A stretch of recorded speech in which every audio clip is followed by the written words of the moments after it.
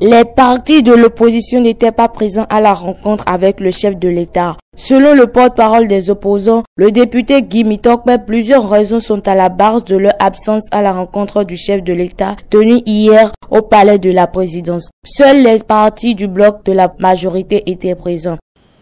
Nous, partis de l'opposition, après analyse de la situation et au regard de la dernière rencontre avec le chef de l'État, le 25 février 2019, avions motivé notre absence par 3 raisons fondamentales, à savoir le manque de précision sur l'objet de la concertation, la non-définition du format de cette rencontre et enfin la retransmission en direct de cette concertation afin d'éviter toute manipulation communicationnelle tendancieuse, erronée et dégradante. Le mardi 5 mars 2019, la Commission électorale nationale autonome Sénat, par le biais de son président, M.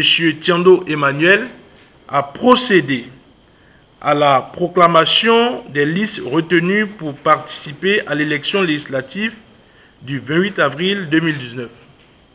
Sur les 7 listes ayant déposé leur dossier pour étude par la Sénat, seulement 2 listes ont été retenues, à savoir la liste Union progressiste et la liste Bloc républicain, qui ne sont rien d'autre que les partis créés par la seule volonté du chef de l'État. Cette proclamation fut le summum et la matérialisation de l'impasse électorale. Au cours de la rencontre de ce mercredi, le président de la République, par ses affirmations, a reconnu que nous sommes en pleine crise électorale. Et je le cite, « D'ici demain, après-demain, les députés puissent se réunir pour prendre des mesures qui respectent les lois actuelles, des lois de demain et d'après-demain. » Fin de citation. La reconnaissance de cette évidence par le chef de l'État n'est rien d'autre que la reconnaissance de la pertinence des positions de l'opposition, qui avait déjà attiré l'attention du chef de l'État sur l'impasse électorale que nous traversons.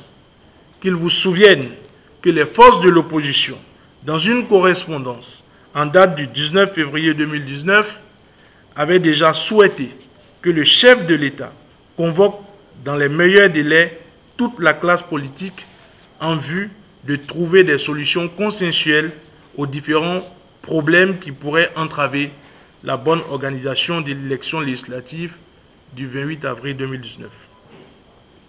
La séance s'est tenue sans aucun parti politique de l'opposition. Était donc face au président de la République, les partis politiques qui sont ses soutiens au Parlement, à savoir les membres du bloc de la majorité présidentielle. Ce dialogue entre amis a néanmoins débouché sur une annonce majeure.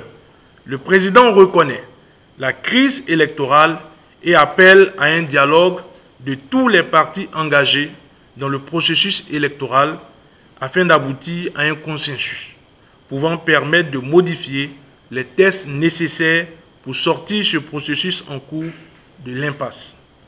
Cela appelle quelques conclusions claires. L'opposition a toujours appelé à un dialogue entre toute la classe politique. Après avoir raté l'occasion que nous lui donnions il y a une semaine, le président de la République vient d'en faire l'aveu de la nécessité. Dommage que de temps perdu.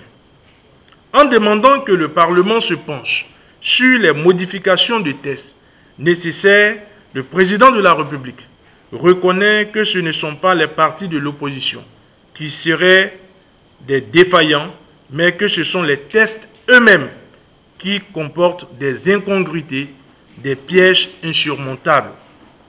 Cette recommandation forte du président de la République pour sortir de la crise appelle la suspension immédiate du calendrier électoral.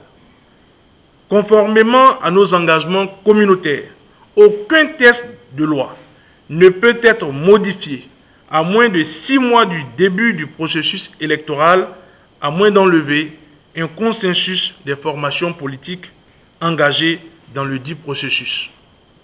La demande formulée par le président de la République et remise entre les mains de l'Assemblée nationale doit donc être subordonnée au consensus qui devient une question préjudicielle. Ainsi donc, comme point majeur que nous proposons, vous devez pouvoir retenir en petit 1, retrait du décret convoquant le corps électoral. En petit 2, abrogation de la charte des partis politiques, du code électoral et du code pénal en ces aspects qui régissent les campagnes électorales et les élections. Petit 3, assise entre les partis politiques pour rapprocher les positions et mettre en place un nouveau calendrier électoral. Petit 4, enfin, relance du processus électoral inclusif. C'est pourquoi nous mettons en garde les faucons autour du président de la République qui voudraient compromettre la nouvelle phase politique qui s'ouvre dans notre pays et dont l'objectif est d'éviter de plonger les populations dans les crises que ces faucons ont conçues. Nous invitons le président de la République, en toute responsabilité, à prendre sans délai les gages nécessaires pour témoigner de sa bonne foi. Le président de la République reconnaît que ce ne sont pas l'opposition qui serait défaillant, mais que ce sont les tests eux-mêmes qui comportent des incongruités, des pièges incontournables.